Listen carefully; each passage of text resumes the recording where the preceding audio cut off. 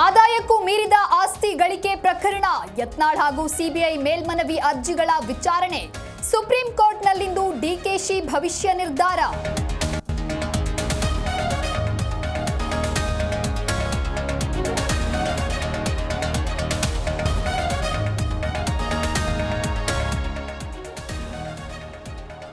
ಇಟ್ಟಂಗಿ ಭಟ್ಟಿಯಲ್ಲಿ 3 ಕಾರ್ಮಿಕರಿಗೆ ಹಲ್ಲೆ ಕೇಸ್. ಕಾರ್ಮಿಕರ ಕೈಗೆ ಹೊಡೆಯುವ ಮತ್ತೊಂದು ವಿಡಿಯೋ ವೈರಲ್.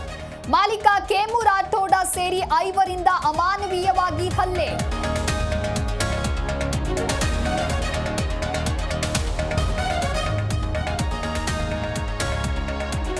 ಮೈಕ್ರೋ ಫೈನಾನ್ಸ್ಗಳ ಟಾರ್ಚರ್ಗೆ ಪ್ರಾಣ ಬಿಟ್ಟ ಅನ್ನದಾತ. ಒಂದೆರಡು ಕಂತು ಕಟ್ಟೋದಕ್ಕೆ ವಿಳಂಬವಾಗಿದ್ದಕ್ಕೆ ಕಿರುಕುಳ. ರಾಯಚೂರಿನ ಕಪಗಲ್ ಗ್ರಾಮಸ್ಥರ ಕಣ್ಣೀರ ಕಥೆ.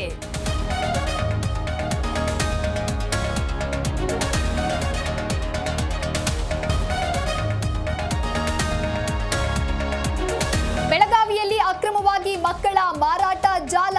2ನೇ ಮದುವೆ ಮಾಡಿಸಿದ್ದ ದಲ್ಲಾಳಿಯಿಂದಲೇ ಕೃತ್ಯ. 4 ಜನ ಆರೋಪಿಗಳನ್ನ ಬಂಧಿಸಿದ ಹುಕ್ಕೇರಿ ಪೊಲೀಸರು.